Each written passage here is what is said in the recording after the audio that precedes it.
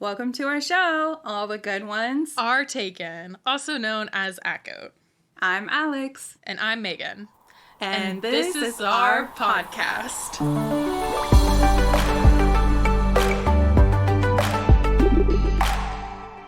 This is their podcast.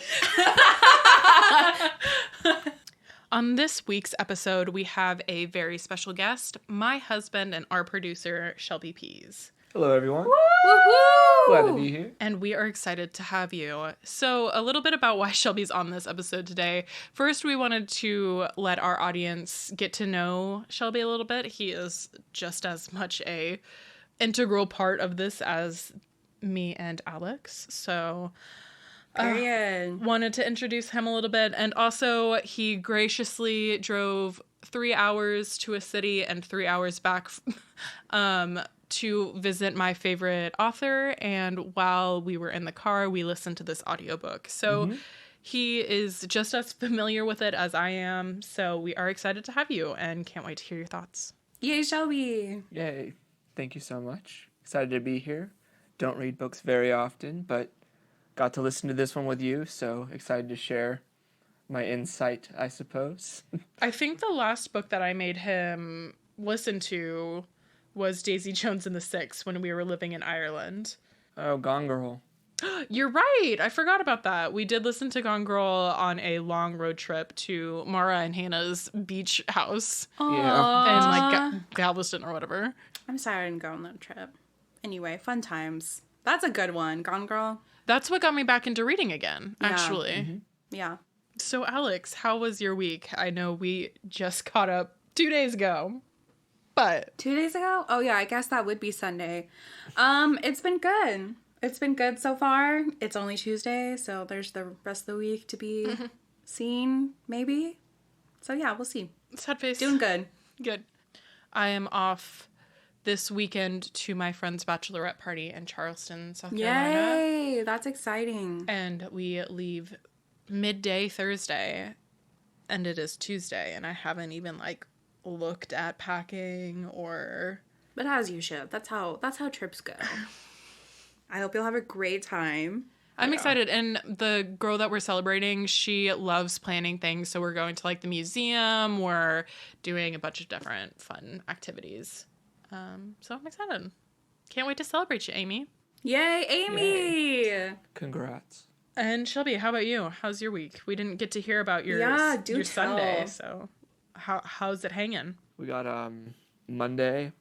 I recorded a rapper, and then a gospel dude came in. We recorded some drums and bass. It's pretty good.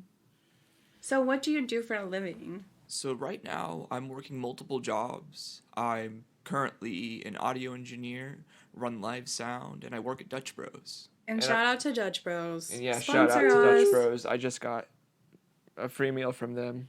Beautiful people. And while Over we there went to at that, we went to Cece's. We did go to Cece's, and I don't regret a thing. I'm glad for you. I had eaten before the Cece's, and if I had known we were going to Cece's or that Cece's was in the future for me, I would have not eaten. But Meagan did enjoy herself. Kava's healthier, so good for you. It's fucking expensive, though. It is. It's good, though. It is delicious. Give me some of that tzatziki. Okay. It was just your face. You were like, tzatziki. But what I do actually miss, though, is Zoe's Kitchen. I fucking loved that place. And there's not a one to be found anymore because of Kava. I have never been to Zoe's. Never. Their steak rolls, I think, is what they were Their called. roll-ups? Their roll-ups. Steak roll-ups. Very good. A roll-up? A steak roll-up. Mm-hmm. They had steak, chicken, and lamb, probably. I don't eat red meat, but I'd be all over that chicken. The chicken roll would be good, too. I think the chicken roll is, I think, the best, actually. You know, we had a Zoe's Kitchen in my hometown, and this is so petty of me, but I never went there because my boyfriend at the time had an ex named Zoe. And I was like, this 14-year-old girl definitely doesn't own this restaurant chain, but fuck this restaurant. I'm never eating. Was this camo guy? Yeah. No. I was also telling Meagan at Cece's, one of the cringiest parts of my life. We don't need to dive in now, but yeah, that was him. So, full circle. So now that we've all put that behind us, why don't you give us a little something from today's book? Well, something. She wanted this, and I wanted her to have it. I wanted her to be happy, but now that I have it, I realize that she's happy, and I'm not. Her happiness came at the cost of mine. Yeah. So what do we think it is, folks? This week's book is I'm Glad My Mom Died by Jennette McCurdy. Woohoo! Ooh. So, per usual, aka per our last episode, we started with a shitty one-liner that was meant to not be good, so don't criticize us on that, to put into ChatGPT for a better one-liner of what this book is about. So we're going to let Shelby read that. We'll start with a shitty one-liner. Pretty basic, just a memoir of a celebrity who's dealt with abuse. But ChatGPT comes in here, spins it up a little bit. In the searing memoir of an enigmatic icon, veils of fame unravel to expose a haunting journey through a labyrinth of torment, resilience, and the extraordinary triumph of reclaiming one's spirit. Wow, McCurdy, listen to that stuff. Listen to that. And this is what Goodreads' one-liner of the book is. A heartbreaking and hilarious memoir by iCarly and Sam and Cat star Jennette McCurdy about her struggles as a former child actor, including eating disorders, addiction, and a complicated relationship with her overbearing mother, and how she retook control of her life. So, Alex, if you want to tell us the summary. So this is from the front cover of the book. Jennette McCurdy was 6 years old when she had her first acting audition. Her mother's dream was for her only daughter to become a star, and Jennette would do anything to make her mother happy. So she went along with what Mom called calorie restriction, eating little and weighing herself 5 times a day. She endured extensive at-home makeovers, while Mom chided, "Your eyelashes are invisible, okay? You think Dakota Fanning doesn't tint hers?" She was even showered by Mom until age 16 and was also forced to share her diaries, email, and her entire income. In I'm Glad My Mom Died, Jennette recounts all of this in unflinching detail, just as she chronicles what happens when the dream finally comes true. Cast in a new Nickelodeon series called iCarly, she is thrust into fame. Though Mom is ecstatic, emailing fan club moderators and getting on a first-name basis with the paparazzi, "Hi, Gail," Jennette is riddled with anxiety, shame, and self-loathing, which manifest into eating disorders, addiction, and a series of unhealthy relationships. These issues only get worse when, soon after taking the lead in iCarly spinoff Sam and Cat alongside Ariana Grande, her mother dies of cancer. Finally, after discovering therapy and quitting acting, Jennette embarks on recovery and decides for the first time in her life what she really wants. Told with refreshing candor and dark humor, I'm Glad My Mom Died is an inspiring story of resilience, independence, and the joy of shampooing your own hair. Period, Jennette. Before we dive into the book any further, I just want to kind of tell you a little bit more about it. On Goodreads, it has 4.5 stars, and it was published on August 9th, 2022. And before we dive in, we do want to say that there are numerous trigger warnings in this book, from emotional, verbal, and physical abuse, amongst others. And it also discusses themes of untreated mental health, eating disorders, and alcoholism. So read at your own risk. Yes, and if you couldn't tell from the summary, it does graphically describe some of these things. So this book might not be for all people, and that's okay. Not all books are made for all people. Most books aren't made for all people. So if you don't want to read it because it is too heavy for you, or you relate too much, or know someone who did relate too much, that's what we're here for. We're trying to spread, what the book is about without you actually having to read it. So Absolutely. Yeah. So, and if you feel like this is a book that you want to pick up and you get to reading it and you find that it's a little bit too much, there's no shame in putting it down. you don't have to finish a book. DNF, guys. DNF. Which stands for did not finish. It is a powerful story, though. Absolutely. It is, Like, yeah. Giving Jennette credit, like she wrote a very good novel. She did. I know that it talks about some things that could bring up triggers, but it felt cathartic. Like, Yes. she wrote it because she Yeah. needed to. And so if that helps you find healing, yeah, you know, I hope it does. there we go. And what a great way to find healing through success of a hitting novel. So Yeah. there you go. So, initial thoughts, folks. What did we think? What a mom. To say the least. I mean, that's what a good portion of the novel was about. Yeah, and I think, you know, going into it, like, just at the beginning, I was like, oh, you know, every mom does that kind of thing. But as it progresses, you're like, uh-oh. Yeah, like my mom absolutely did not do those things. Yeah. And that is horrifying. My mom did not give me breast exams, probably ever, but definitely not when I was 16. Definitely not in the shower with your brother. And yeah, that was like all of the siblings too. Like, Yeah. Like, I want to know more about the brothers as well. yeah, I was because as Meagan told me, it's dedicated to the brothers. It was but dedicated to them. Yeah. We don't hear, and maybe for good reason. Maybe they wanted to stay out of the book. Yeah, maybe they chose that. They were like, you know. Or she chose that for them. Yeah, Because she was already in the spotlight, and they never had to be. Yeah. And whatever the decision was when making that choice, like, good for them. Yeah. I hope they're doing well. Seems like Jennette is doing really well now, so good for her.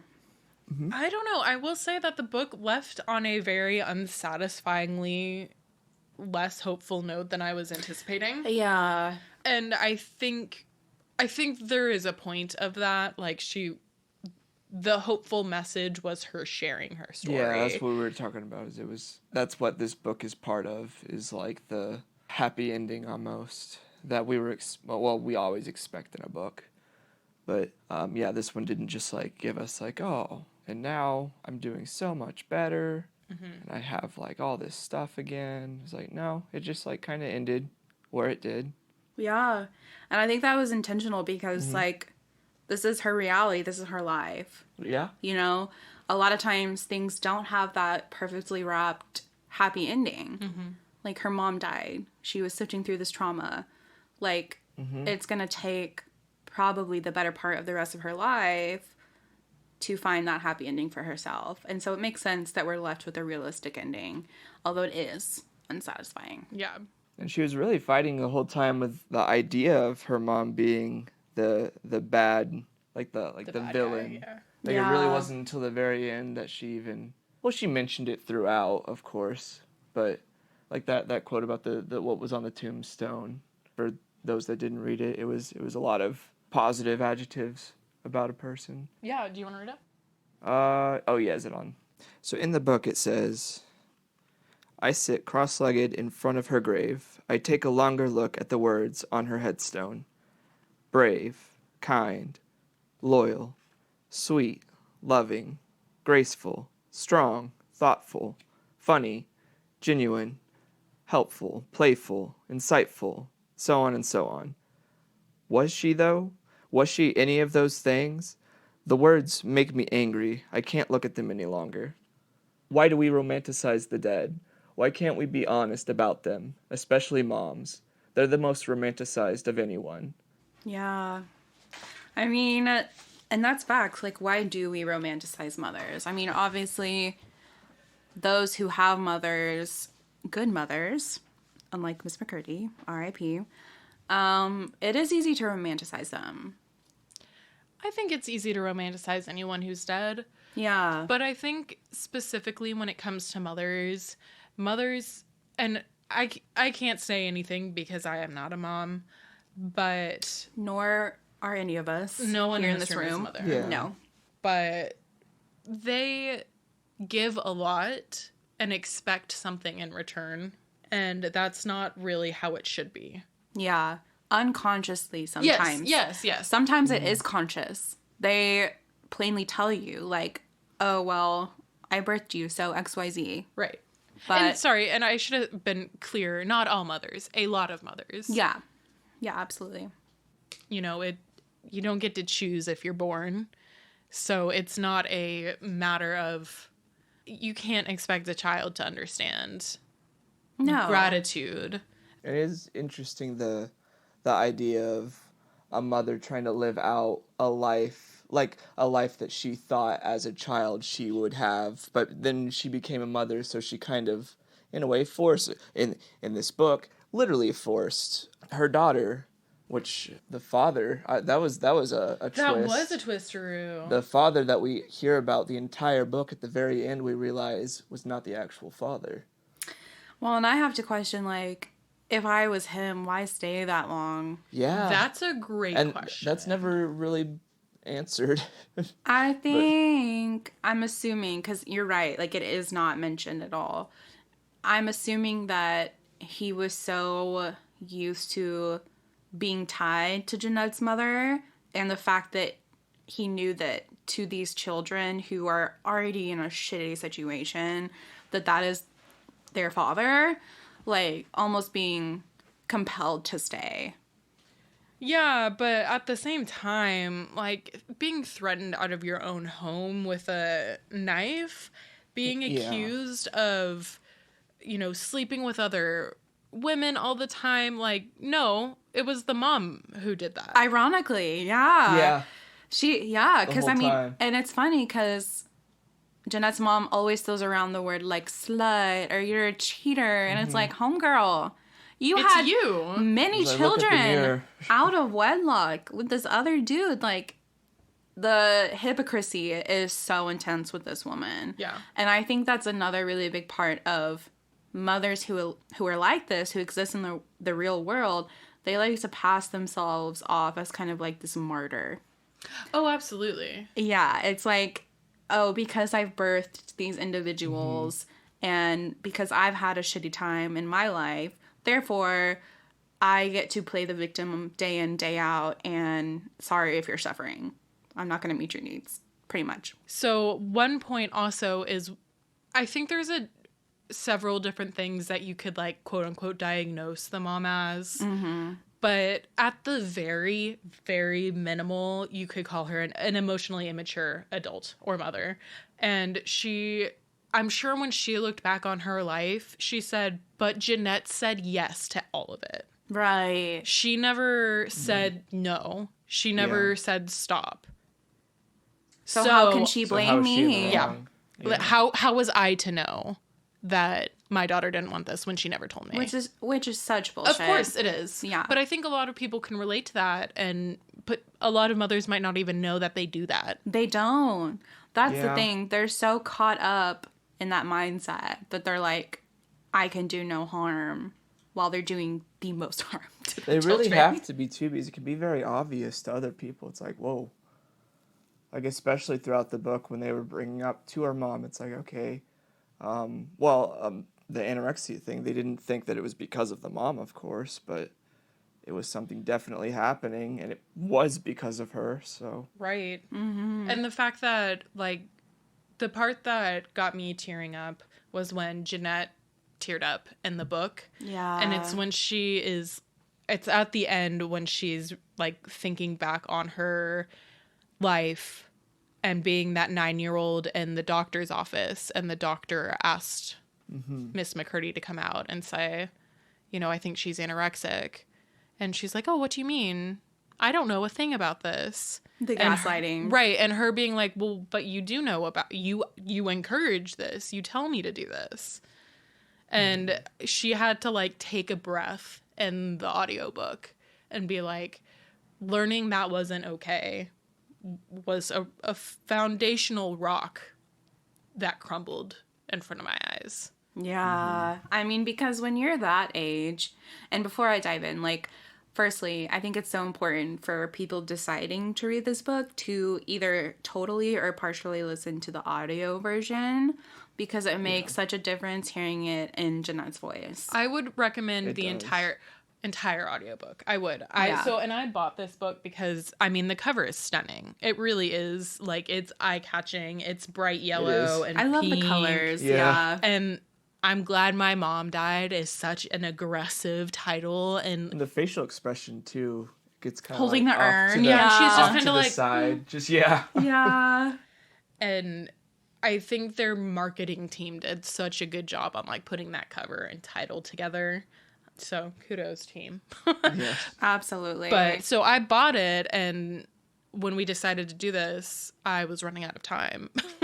And the audiobook was available on Libby, so that's how we got to listen to it. And I'm really, really glad that we made that decision, because also it's only like a 6-hour audiobook. Yeah. It's a pretty short. Jennette reads fairly fast. I thought it was on 1.25 speed. Yeah. It was just her talking She just fast. has a fast reading pace. Okay. Yeah, it was. She's telling her story. Like, this is her life story. It's one thing to write about it, have it on a physical page, but to read it to the audience, it's a performance. It's something completely different. And she's living it. Yeah. So I definitely think if you do decide to read this book, please listen to the audio book for sure. Mm-hmm. But I wanted to talk about the anorexia. Mm-hmm. So a big theme in this book is like Jennette's self-worth and how it's tied to her mother, basically. Because when you're such a young girl, whatever your parents say is like stone. Like, it's written in stone. Yeah, it's fact. This is fact. Like, no matter what they say, it could be like, the earth is flat. And I'd be like, sure, absolutely. Why would you question Why would it? I question it? Because these are the people in your lives that are supposed to protect you and keep you safe and meet your needs. And so whatever they say, it's like, absolutely. And so it is absolutely not surprising to me that young 6-year-old Jennette is already like putting full trust in her mother. Like, she idolizes her mother as this basically all truth-telling, amazing, loving, compassionate goddess, essentially. And so when your mother is telling you, oh, you're too big, oh, let's not eat that, maybe drink some water first, which I'm sure you heard as a child, I heard it as a child, it's like, oh yeah, like, even though I'm in a child's body and I'm eating and drinking things to nourish myself, and this is just a child's body, oh, I must be fat. There's something wrong with me. There's something inherently wrong with me. Right. And so as she grows up, and it just gets worse and worse and worse, especially when she becomes an actress. Because when you're an actress or an actor, your body and your face is what's marketed to the world. That's your job. That is your job.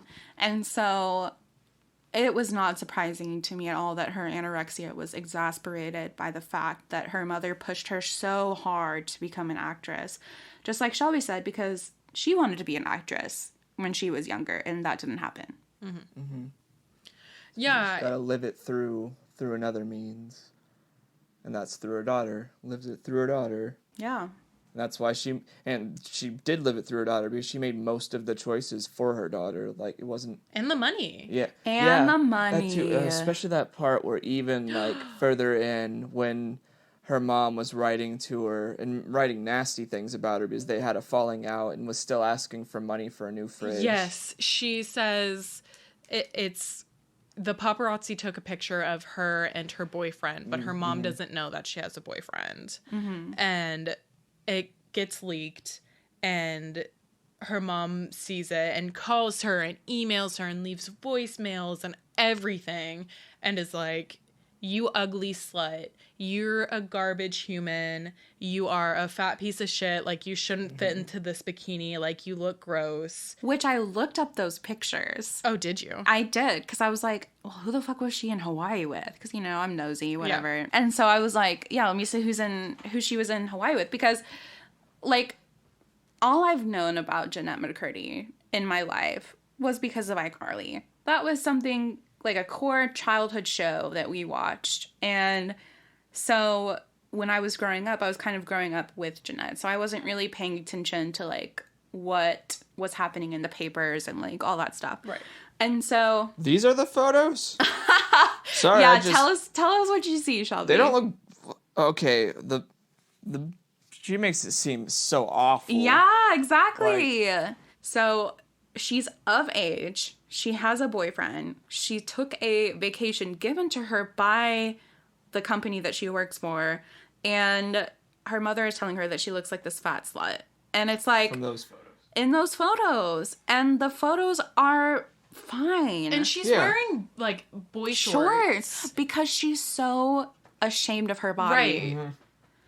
And it's wild. And her mom, so she sends Jennette these awful emails about how she's a liar and a cheater and disrespectful and ungrateful for everything that she does for her, and how could she. P.S. The fridge broke, please send money. The audacity. And it's like, she goes, don't ever talk to me again, but send money. Like, the cognitive dissonance Yeah. that woman has is insane to me. Like, was that all the same brain? Like, was that all the same thought? Yeah. Or does she have to, like, turn into a separate person and then be like, oh, hey, by the way, we need money? I mean, it's Like- it's straight up untreated Yeah. mental instability. Yeah. And I mean, OCD is very genetic, so most likely her mom has it too. And Yeah, because her grandma, well, I assume that was the grandma and the grandpa were on her mom's side. I can't remember. we never confirmed that, but the grandma. We never did. What? I'm sure. Yeah. We never it did. said The somewhere. grandma, it was implied, to me at least, That that it the was. grandma also suffered from mental illness because she was, it was at the point where Jennette had cut off contact between her and her grandmother. And, yeah, I'm sure there's something in that family lineage. Yes. So, And it, at the end of the day, it doesn't matter what it was. It doesn't matter, what could have happened, because it didn't. yeah. What happens now is, what matters now is that, like, Jennette's aware.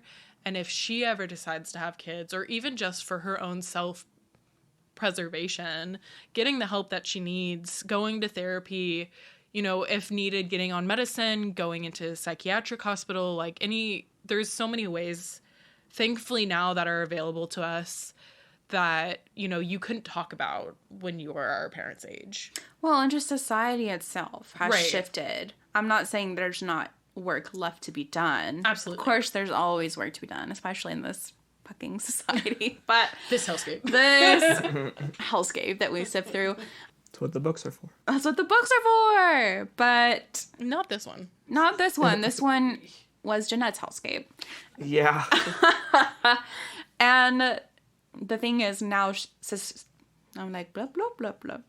Now, society has shifted to where those things are more commonplace in discussion. Like, the Me Too movement, which I feel like I have to say was started by a black woman. It was not started by female white celebrities. Her name is Tarana Burke, okay, who is an American activist and business executive. In 2006, she founded the Me Too movement. Whoa, 2006? 2006. it was 2006. I Okay. did know that, but I didn't know that it was started by a black woman. So thank you, Alex, for sharing that information. Period. Got y'all. So yeah, society has shifted to where we're bringing these things to the light more. But back in even I can remember back in 2005, 2003, I was 6 or 7 years old, and a lot of what my mother focused on was her weight and how did we appear as a family to other people. Yeah. I think that's how most families, at least suburban, There's middle a lot class. There's a lot of suburban peer pressure or something to keep Yeah. your family in line. It's Yeah. the picket fence syndrome, Yeah. It's the putting your kids in school and then talking with all the PTA moms and all that. Well, and that's a well-established trope in the nuclear family. Yeah. The man brought home the bacon, and the woman kept house and kept the children. Yeah. But yeah, this book covers so many of those themes. From feminism to what it means to be a woman in a family, to what it means to be a woman in Hollywood, to what it means to be a woman in general. It just was so healing for me, although our experiences were vastly different. Yeah. Vastly different. I did not star on a hit sitcom from Nickelodeon. Jennette made it a point to say multiple people said I would trade places with you in a second. And I was one of those people. Yeah. Sam was my absolute favorite in iCarly. Yeah. I literally was I want to be her. She was the cool, tomboy, like not afraid to eat food. She always had a good comeback. Like, She did. She was funny. The perfect Yeah. sidekick Yeah. character. And it's horrifying to see that she was so unhappy. Like, that goes to show how good of an actor she was. Because Absolutely. she's been doing it since she was 2. She's been acting, exactly, in her own life. And you can Right. kind of see it now because she talks about kind of like her dead smile on those posters. When you go back and look at them, you're like, oh. Because at first I was like, oh, that's just kind of like a cool smile that she does. But it's like, oh, no, that's It's like a more smirk. just like She a is painful. suffering. Yeah. Yeah. And I remember, too, seeing her weight fluctuate in the show, because that's during the period that she starts going from anorexic to binge eating and bulimia. And so she gains a lot of weight because of this. And you see it in the show. And I remember, of course, because she's an actor, people made it a big deal. And I always felt like there was a weight thing that I had to be conscious about. So it was something that I was conscious about in other people. But when I saw it, I never, I might have made a stupid joke because we were very Children. young. But I also remember feeling comforted that there was someone that looked like me. And which is also a whole complex of its own, because I was a size 0 until I was 18, so. And that's the thing. I mean, even when we say, like, well, she gained weight, like, is that just her gaining weight, or is that just her eating normally? I mean, she was binging. Right. She was binging, but what I mean is, like, is she getting finally the nutrition that she needed? Because she wanted for so long to remain in a child's body. I mean, she was, like, 13 and 16 and on the verge of desperation because she was filling out her, like, womanly figure. And, like, when you're 13 and 16, like, you're going through all these hormonal changes, you're discovering the opposite sex or the same sex, whatever you prefer, you're discovering romance and connections and relationships and yourself, and to be physically stuck in a child's body, I can't imagine what that does to a person, like, mentally, but wanting to be stuck there. Right. Because of her mother. That was something that Shelby and I talked about. I don't ever remember saying, oh, I have boobs now people are going to look at me. Yep. I never had a, like, I'm going to be sexualized now that I started my period. That was never a concern for me. And that's because our parents were normal. Yeah. It's, like, that was put there by her mother. Yeah. Who sexualized her. Like, that's horrifying.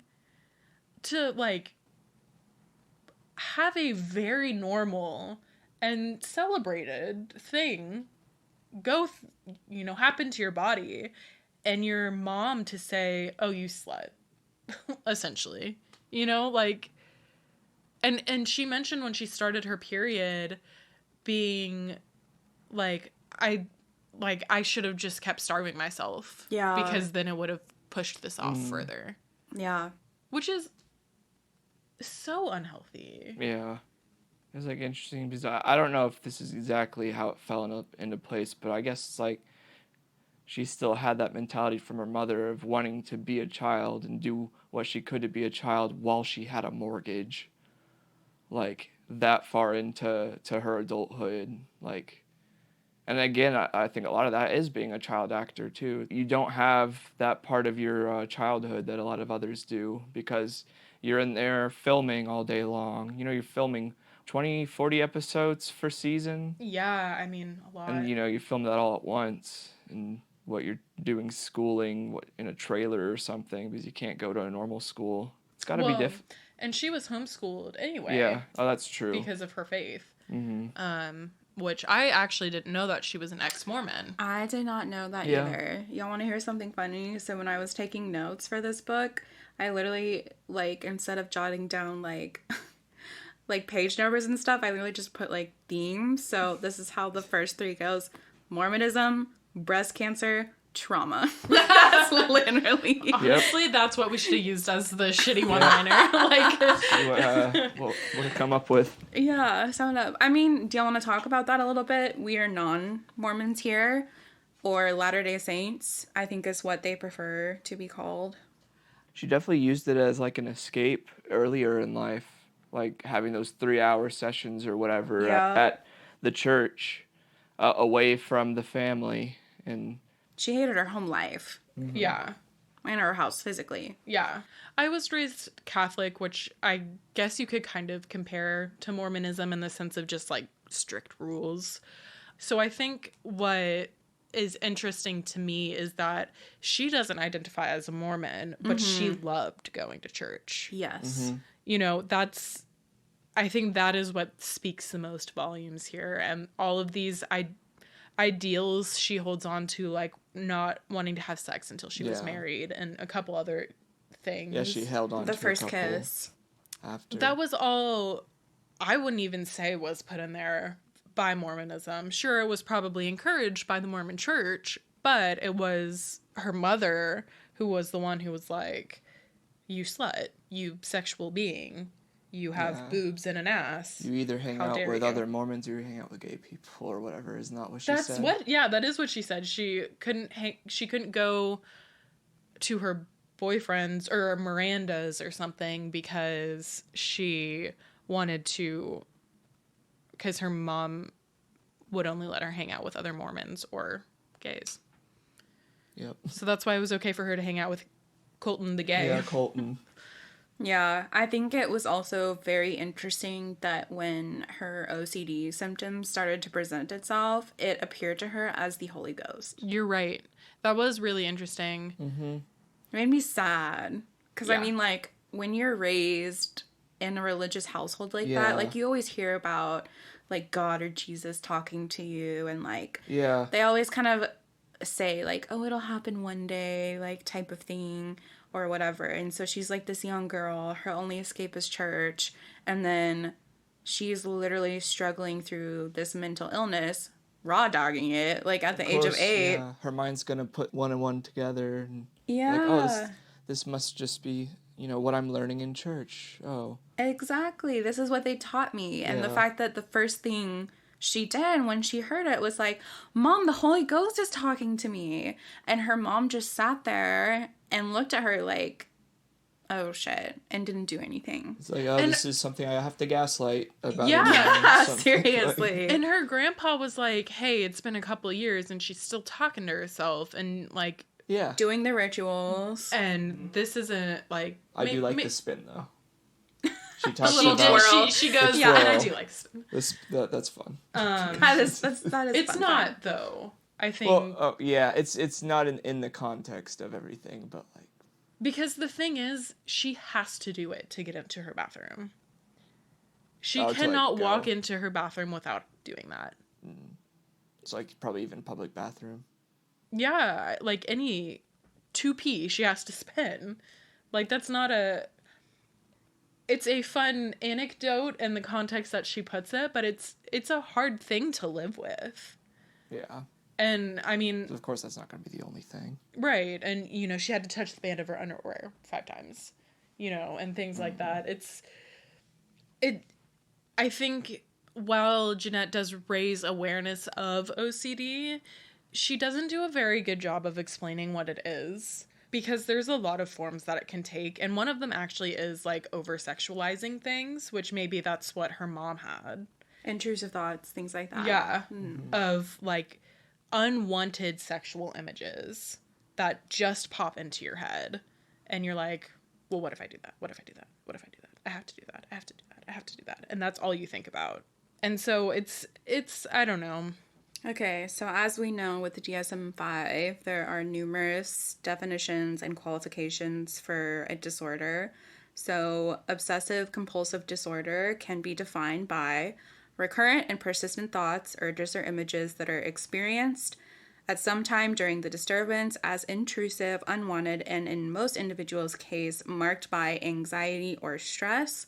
And then number 2, the individual attempts to ignore or suppress such thoughts, urges, or images to neutralize them with some thought or action, i.e. by performing a compulsion. So there we go. From the DSM-5. So let's talk about some of her relationships. I have no comment. Yeah. That was such a long silence. Like, it's just, it makes me sad because as a person who struggles with mental health myself, like, to see how later in your life as a young adult, like, relationships will play out, just because you're still learning and you don't necessarily have the tools yet. And like Jennette, I came to therapy later in life. My mom tried to take me to therapy when I was in first grade. But we left because my therapist said that I should have a TV in my room, and she did not want to do Oh, no. that. So Like, oh, that's the we quickly one left that therapist. Wow.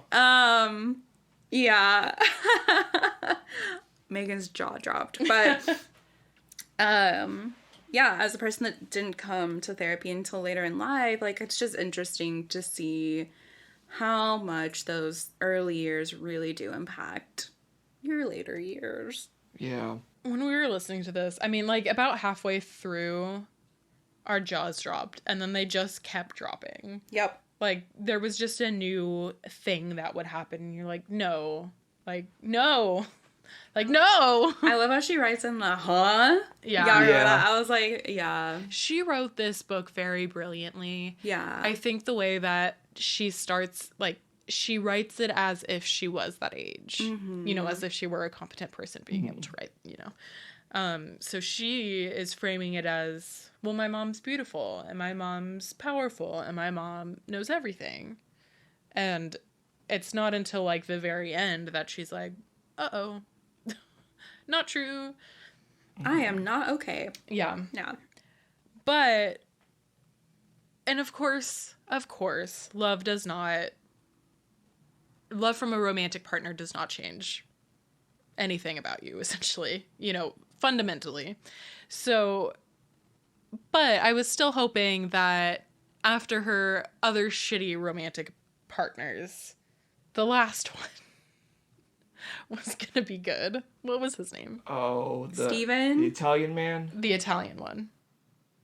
What was the Italian man's name? Wasn't it Steven? Was it Steven? Was it Steve? I think it might have been Steven. I think it is Steven. The I am God. Mm-hmm. Yeah, the schizophrenic, I am the reincarnation. which I hope he's doing well. I hope so too. Yeah. But I really wanted him, and he was so promising. Yeah. At first, but then as the we realized, oh, the way that Jennette kind of wrote him up at the beginning, of course things were gonna fall apart. And the way I was like, once something happened between them, I was like, I could tell that she did not love him. Yeah. When she was talking about him in the book. But I was hoping that he would help her, you know, go to therapy or, you know, come over some of the issues that she was facing. And so he does put up this ultimatum of, you can either be with me and go to therapy, or you cannot be with me and not go to therapy. So she ends up going to therapy. Yeah. But what happens is that this therapist immediately is like, there must be something deep down there that's troubling you. Figure it out. And she's like, well, you know, that thing that your mom said that you told me was pretty unhealthy. And she was like, how dare you?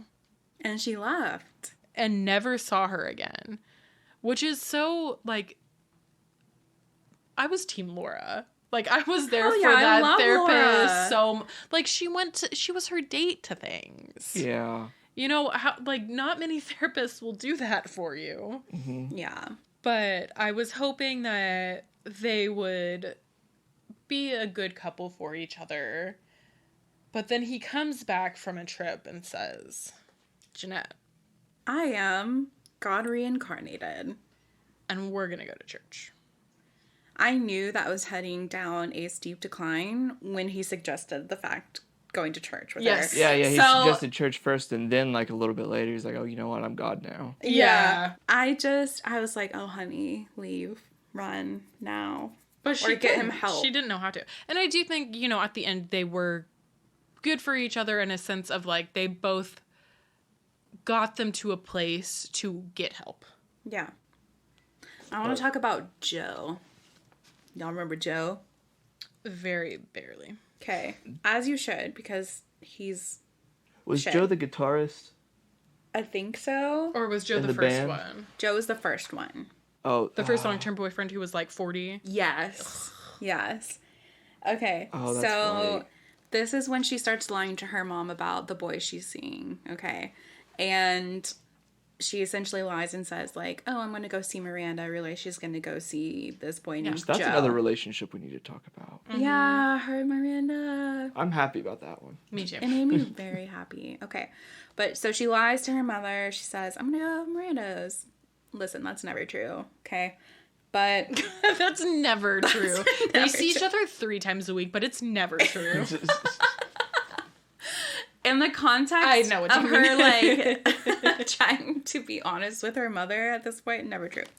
But, so, she says, we've been seeing each other for the past 3 months. And then she says, like, he's basically broaching sex with her. Like, I want to have sex with you or whatever. And she says verbatim, I'm sorry, I'm just not ready. I tell him with a finality that makes me proud. And what he says next is just the quintessential fuckboy 2000s guy. And he says, well, can you just give me a blowjob at least? Oh my God. So that's not the one that like left his soon-to-be wife, is it? No, it was. It was that one. Joe wasn't had a it? girlfriend. Oh, that's okay. That's right. But what They're gonna like move in. I thought the parallel was interesting, and I can't remember the exact scenario, but that one ends with him saying, I've made a terrible mistake. Yeah. And then later, when she has sex for the first time or something, she says, I've made a terrible mistake. Yeah. And I was like, Oh, girl. that's not how this should end. No. Yeah. No. Yeah. What's funny is, like, he even tells her in this scene, like, I'm 32 years old. Bro. So give me a blowjob. Yeah. Fuck off. And then You are not entitled to a blowjob. it makes me sad because he's, like, basically, like, berating her for not being knowledgeable in Yeah. sex. It's like a what? Yeah, she's like, what do I do? 18-year-old? Just like, huh? Yeah. Yum yum. So he said, he literally is saying these things verbatim. He's saying, I'm 32 years old. You're too young for me. This is never going to work. If you ever hear that, you need to believe it. You're right. This is never going to work. Bye. But then they like dated for like But they did it 3 for a hot minute. years. This is Yeah, Hawaii they guy. did. Yeah. This is Hawaii guy. So, and then she says, she's asking him for help because when you're in this vulnerable situation with a partner, you're expecting some like learning to be done. You're expecting some awkwardness. You're expecting, you know, to kind of like go with the flow and see what each other is comfortable and what each other likes. So she's literally asking him, like, what am I supposed to do? I've never done this before. And he says, yeah, it's not a turn on when you say shit like that. Bro, how about be on your fucking knees, then I'm even willing to put your penis anywhere near me, any part of my body. And how dare you say that? Get over yourself. Not swell. Yeah, he was bad. I mean, all of them were. Yeah. He was bad. So it does make me sad that it was not the one or whatever. Yeah. They did not have a happy ending. However, I think it does point a lot to how much growth Jennette had done at this point. Yes. Because at least they were self-aware enough to realize this is not it anymore. And I gotta skedaddle. And I think that's the best you can hope for in a situation like that, where it's just not right. Y'all are not right for each other, whether it's not right at all or not the right time. But let's be self-aware. Let's be adults. And we can just say, this is it. Thank you. So I want to move on to some quotes. Yay! Please. Do you want to talk about yours? Yes, I do, because I've had it pulled up. So early on, Jennette mentions, like, while her mom and her are getting ready, essentially that mom watches me and I'm watching her. And it just reminded me of this Tumblr quote. Tumblr What age quote. are we? Did I just age myself by like, listen, I found it on Pinterest, and then through the Pinterest leak, I went to Tumblr, yada, yada, yada. Y'all know how it goes. So Pinterest. Shelby's like, oh yeah, I know how that goes. Deep dive. So this is from Honey Tuesday on Tumblr. If it's from someone else, don't come for me. So Honey Tuesday says, which I just think this is so poignant because I saved it for myself before I even read this book. So the quote from Honey Tuesday goes, "Mothers and daughters existing as wretched mirrors of each other. I am all you could have been, and you are all I might be." Oh, we're giving each other cringe faces right now. Yeah, that's a rough one. That's a tough one because I think it's so facts. Not even just Jennette with her mother, but every mother-daughter. It's hard too because you see the potential of the child and you want to let them be able to do whatever they want to do. But something that actually was brought up in Tomorrow is that Sadie, when she has her kids, talks about how parents like to latch on to the child's very first personality. Yes. And that's not who a kid is. No. So the thing is, even if Jennette liked acting at 6, which she didn't, but even if she did, she can change her mind. Yeah. Like, and she should have the freedom and, like, honesty with her parents to say, hey, I don't really want to do this anymore. You know, I'm uncomfortable, you know, etc. Yeah, I mean, in a perfect world, any child would be able to do that. Well, and I think it goes back to the whole thing that Jennette idolized her mother so much. This is someone I could be. And Jennette's mother saw her as, this is what I should have been, essentially. And it is like a mirror. Yeah. And the whole, like, and I love my mother very much, but it is safe to say that every mother-daughter relationship, and I'm sure she would agree with me about her and her mother, and you and your mother, and any daughter and mother relationship, it is very complex. It is very, very complex. Very complex. And it is beautiful and it is wonderful, but it is also sad, and it is also stressful, and it is also demeaning at times. It's more because society puts that on women. Yup. And I was talking about this with my coworkers. Both of them have young daughters. And one of them was saying that her daughter has learned at 5 to be manipulative. Yeah. And even when you are a feminist and when you are actively trying to, like, break down these walls, there are still things that will affect you. Yep. And that are ingrained in you. Right. And even if you do have the perfect mother, there will be societal factors that make you want to be competitive with every other woman. And I think even Jennette's mom brings this up, saying men are dirty pigs, but women will, like, backstab you. Women are even worse than men.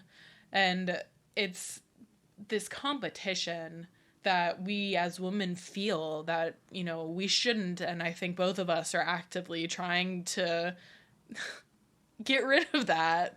But it just is, you know? And so when you're looking at another woman who is so close to you, who you love so deeply, it's hard to not be jealous or not think of, well, you could have done that one better. Yeah. Or, you know, it's all of these, like, ifs, ands, buts, ors that you can put because we're so critical of women. But when you look at Dad, oh, he's great. Love Dad. I'm Daddy's girl. You know, Dad comes home from work every day and I give him a hug. We play in the backyard, but Mom's the one who says dinner's ready, so she's the one who ends playtime. You know, it's these, like, societal things that create these gender issues amongst us. I have another Pinterest quote. Is it from Tumblr? This is from, you know, it is from Tumblr. But it's a Tumblr quote. No, it's a Tumblr post. quoting an actual person. So, All right. and I didn't realize this quote was from her, but it makes perfect sense. So shout out to you, Burstow. This is from Bonnie Burstow, Radical Feminist Therapy, Working in the Context of Violence. She says, often father and daughter look down on mother, woman, together. They exchange meaningful glances when she misses a point. They agree that she is not as bright as they are, cannot reason as they do. This collusion does not save the daughter from the mother's fate. Oh, What about them? them apples? Is that what you meant? All the What about- Marb apples. Marb apple. What about them marbles? Marples. I mean, that's exactly what it is, though. Yeah, I mean, that's it. Like, society as we know it was built around the white man. And, like, no matter how hard, you know, in that scenario, the daughter can hate the mom. Yeah. Or the daughter can love the mom. But that does not change that the daughter will essentially become the mom. Yeah. Yeah. And even if you don't actually become a mother, you still have the expectations. Or, like, what's wrong with you? Yeah. Or why aren't you having kids yet? Or, Yeah. oh, you haven't brought a +1 to the last 3 Christmases. Yeah. You know, there's so many, like, questions that women are, like, your weight, your value is being married. Yeah. Like connected to motherhood. Yeah, it's you are not a valuable human unless you are a mother. Yeah. Well, that's because by being a mother, you're producing. You're not only producing a human, but by producing a human, you're producing to society. Right. You're giving to the economy. You're giving to your presumably white male partner. Mm-hmm. And thereby continuing on his line. Right. It goes back. It does, and I will say that the pressure to get married and have kids as a 27-year-old woman was very strong. Yeah, how do you think I feel? 25, single, last week at Papa's birthday party, my youngest cousin comes up to me, so you should probably start dating soon. Honey, Really? you're 15. And then she turns to my 27-year-old cousin, who's older than me, and she's like, why didn't you bring someone? And I was like, no, girl. Wow. Yeah, she said it jokingly and, like, in Yeah. good humor. Obviously, she Okay. likes to mess with us, like, as the Yeah. older cousins. But, like, I was like, listen, you don't get it. You don't get it how desperately terrible the dating world is now. And it feels bad to not provide that. To your family. Right. So, Yeah. like, both of our parents, I would say, very much want grandchildren. Yeah, surprise, surprise. That's not something that I'm willing to give them anytime soon. And you should be able to decide that for Right. yourselves. But I will say, you know, the year that we lived in Ireland and the coworkers I have up north, all of them are like, why did you get married so young? They didn't understand. Like, when we moved to Ireland, we were 24. We were pretty young. And Yeah. we, at that time, I mean, we moved to a different country together. 23. We were talking about marriage, potentially. Obviously, yeah. But all of them were like, you don't get married in Ireland until you're 30. Yeah. Like, once you have a house together, then you talk about marriage. It was such a different, like, concept. And I think just the fact that we're from the South and both were raised, all 3 of us were raised in Christian upbringings, it puts a pressure that is unnecessary. Yeah.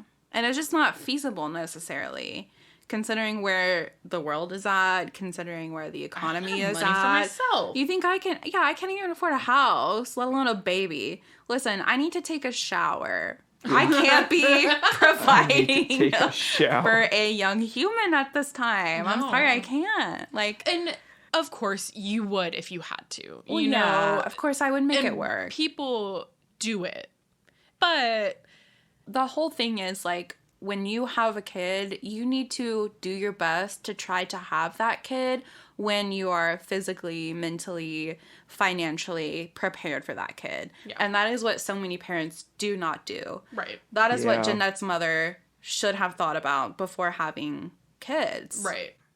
And I don't know, there are a lot, like, one of my dearest coworkers, both of her kids were surprises.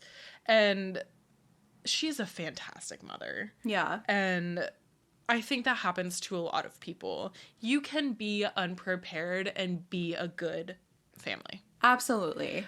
It's your priority. Yep. You know, it's if you put your child as your priority properly, then Yeah. you can be a successful parent. It's, you know, there's no right way to be a parent, obviously. And there's no... And no one is a perfect parent. Right. I don't think anybody's prepared for parenthood. Even No. Even if you try, you know, are trying actively to have a child, like, you're not. You're never going to be. There's just no way you can be prepared until you experience it. Yeah. Like, Yeah. you learn by experiencing parenthood. And again, none of us in this room have children. Yeah. So maybe we're just overly skeptical. Yeah. Which I think we should be. I'm just trying to make a living for myself. I'm out here on this prairie. on the prayer. Please buy our merch. And what about all those marbles? What about all those marbles? I think that what most parents don't realize is that everything you say to a child, they take to truth. Yeah, to They're heart. like sponges. So if you as a mother are saying, I'm really ugly, I am way overweight, I don't have any friends, your daughter is going to internalize that, which is exactly what happened with Jennette and her mother. Yep. You know, she was looking at her mom and seeing this beautiful, normal-sized human and was saying, well, that's too big. That's too ugly. I have to be better than that to be, like, an acceptable human. And I think what our parents' age kind of missed was that all of that impacts you. Yeah. And I think that's just a foolish thing when you're an adult. You do forget what it felt like to be a child. My doctor actually, so when I was, I was recently diagnosed with ADHD, and I was talking to my doctor about it, and she was saying when, like, her child patients come in with their parents, and they're going through bullying or something like that, most moms forget. And my doctor was like, you don't forget that kind of thing. Like, you have to actively push it out of your brain to forget it. So it is important to remember the shitty feelings you felt at all stages of your life, especially if you're going to be a parent, because you have to be able to empathize with your child. Yeah. Yeah. I thought that was an interesting thing that, like, you actively have to forget that. Yeah. Everyone dealt with bullying. All kids are shitty at some point in their life, you know? You will face adversity. Yes. Yeah. It's just important to, like we said, nobody that's going to be a parent is going to be perfect. Yeah. No human is perfect. Okay? So what you can do with that is just try your fucking best. Yeah. And literally just try to give your child the best life possible. Yeah. And as long as you're doing that in whatever capacity that might be, you're doing a great job. Yeah. And, like, listen to your kid. Yeah, actively listen. Because I felt like there were so many times in my childhood when I was trying to tell an adult something. Like, I don't want to do that. I feel uncomfortable. And they're like, get over it. Like, you're a kid. Like, you're just being silly.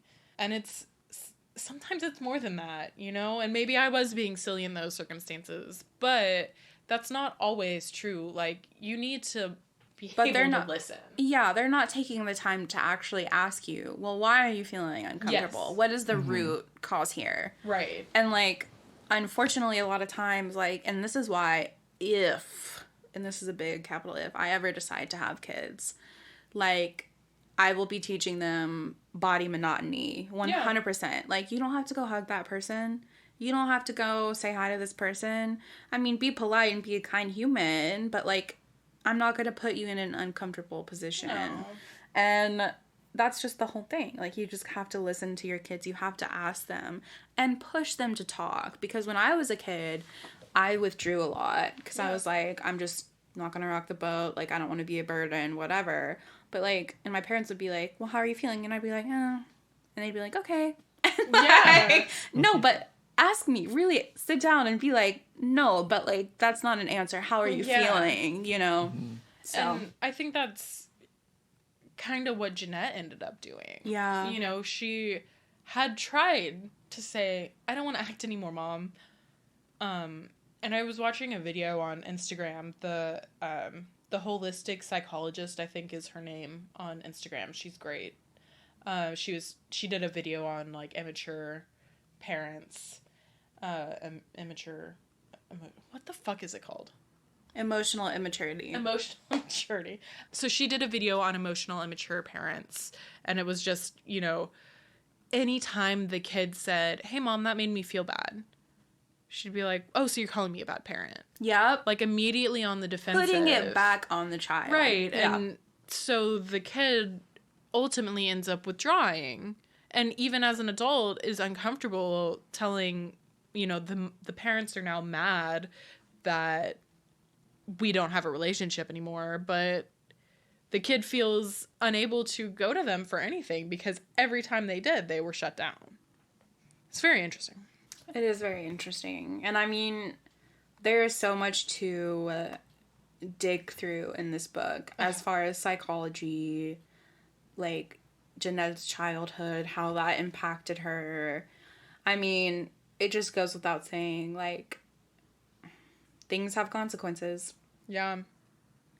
So I have a few more quotes that I just resonated with. They're all from the beginning of the book because I was driving and just had Shelby, like, pause the book and write them down anytime I liked something. But what I thought was interesting was Jennette saying, Mom needed us to be nothing without her. Yes. Mm-hmm. She was so invested in being, like, it was, her self-worth wasn't high enough to be able to be a person individually. She needed to have her children need her. Yeah, reliance on her to. And it's almost like, what is it called? By proxy? Oh, Munchausen's by proxy. It's almost like Munchausen's by proxy.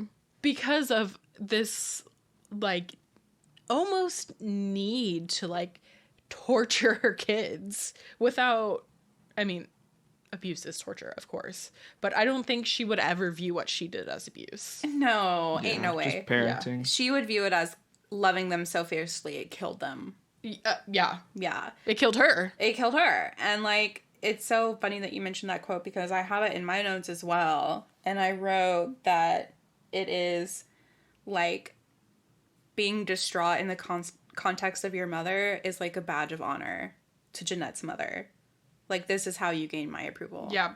And that's what she did. She changed who she was in front of her mom to make sure that her mom felt okay. Horrifying. Horrifying. Mm-hmm. Another quote I have is, I'm not the only one who can cry on cue. So something about Jennette is that she was one of the only child actors that could cry on command. And that's why she was booked for things growing up. And she's in the car with her mom driving home from something. And she tells her mom, I don't want to be an actor anymore. And her mom starts sobbing. Like, how could you do this to us, Jennette? Think of all the time that I spend out of my life driving you to classes and to being your auditions. Manager. Yeah, all of this gross stuff. And then she says, oh, just kidding, Mom. Sorry, just kidding. To, like, ease her mom. And she immediately stops crying. Yeah. And she says, I'm not the only one who can cry on command. Yeah. Like, I have chills. Like, I can't imagine being in such a, like, emotionally manipulative, like, parental relationship. Yeah. So let's talk about Miranda. Miranda. We love Miranda. I loved her in iCarly, and I I love her did. more now. Well, and she was Meagan in Drake and Josh, and Meagan is my name. Yes! So You're a boob. So I always took, like, a lot of pride in kind of having her name. At first, I was like, oh, she's kind of mean. And then I was like, yeah, I like that. fierce. Yeah. And then she was in iCarly, which I loved, of course. And we are talking about Miranda Cosgrove, to be clear. Yes. Yeah. It's fun, the bits in the audiobook where Jennette speaks like Miranda. She sounds just like iCarly. Just like Miranda. Just like the Miranda that we've seen on TV. So I can assume that she's that bubbly personality just anywhere. Yeah. I was so nervous that their relationship wasn't going to be good. Yes. I thought we were going to get like an inside perspective Yes. on how terrible it was. And I'm so happy that she is a good person and that they're friends to this day. I don't know. That's really cool. I just loved it. I think Jennette really needed a friend in that moment, and maybe Miranda did as well. Regardless, Miranda was there for Jennette, and that's what really matters. Yeah. Friendship. Blossomed through AIM. It did. That was cute. I'm just glad that they had each other and are still friends, even though Jennette will not be on iCarly 2. Which I support that decision. I also very much First of support that all, decision. listen, Miranda, I love you. Best of luck. But girl, iCarly 2, Yeah, I don't know about that one either. Was her older brother on iCarly 2? I always had a crush on him. Miranda's brother? Yeah. I don't know, but I love him. Like, I don't know, the spaghetti tacos or whatever. I was like, yeah. He was great. I wish them all a very good luck in the reboot. But I'm really happy for Jennette because she always wanted to be a writer and she was able to write and tell her story. And I think it did come out in a good time because it's kind of when iCarly, the reboot, was happening. So it almost was able to, like, be an explanation, which she didn't need to give. But it was almost like her way of saying, to Miranda, like, I'm sorry, I can't do it. Yeah. I'm sorry. I love you. Yeah. I will always cherish this time with you. Yeah. But no more. And that's totally fine. And they're still friends. And they're still friends. But it's the way that friends, like, move in and out of your life. Like, when you grow old and you're living in different places, sometimes you just... physical distance makes it hard to be the friends that you once were, but that doesn't mean that the love isn't there.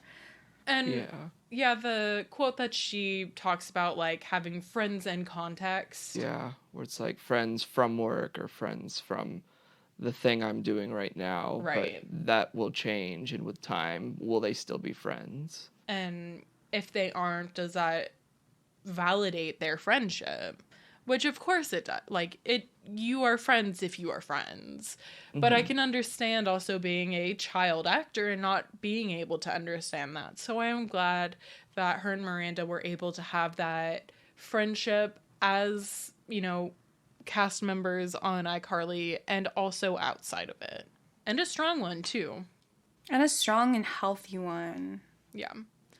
I will end with a book recommendation that is very similar to this. Yay, okay. I actually don't know if you've read this. It's Know My Name by Chanel Miller. No, I have not read it. It is a memoir of the girl who was raped by Brock Turner. I bet that's a good read. I listened to it on audiobook and I also have it in print.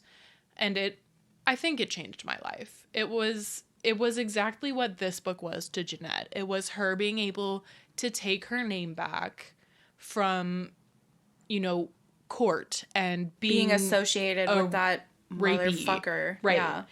And being able to, she always wanted to be a writer too. So to write her story from her point of view, not in a courtroom, not being demolished by lawyers for having too much to drink, you know, or for what she was wearing, you know, telling it like solely from her point of view. So if you liked this book and you want something similar, I recommend Know My Name by Chanel Miller. Fantastic book, like literally 5 out of 5 stars forever and ever and ever. It also is a tough read, similar to this. So, you know, read the trigger warnings, make sure you are in a right headspace to dive into it if that's something you want to do. But another book that also reminded me of this one was Eleanor Oliphant is Completely Fine by Gail Honeyman, I think. I have also not read that.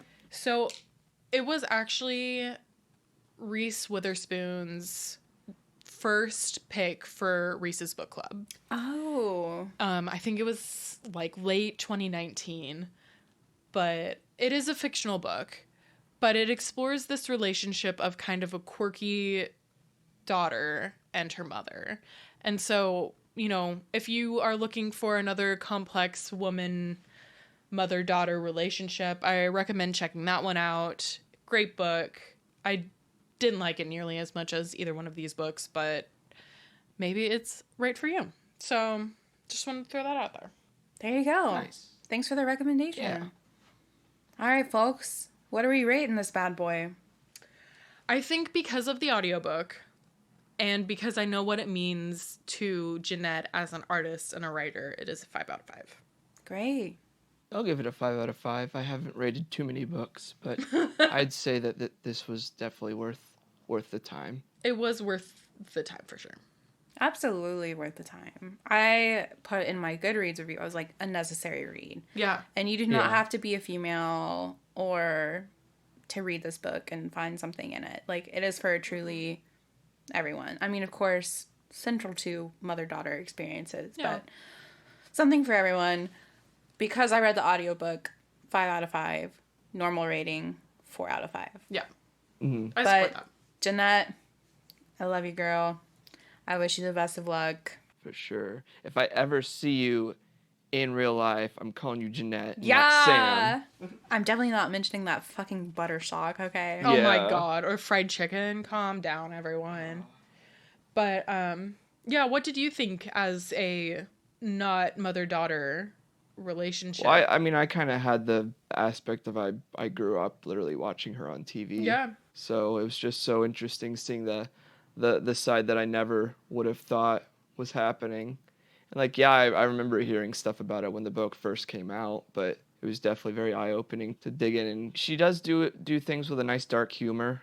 So it's It was funny. yeah. And I think that's part of the brilliance of it. Yeah. It is There's- traumatic, but it's hilarious. Yeah, Yeah. exactly.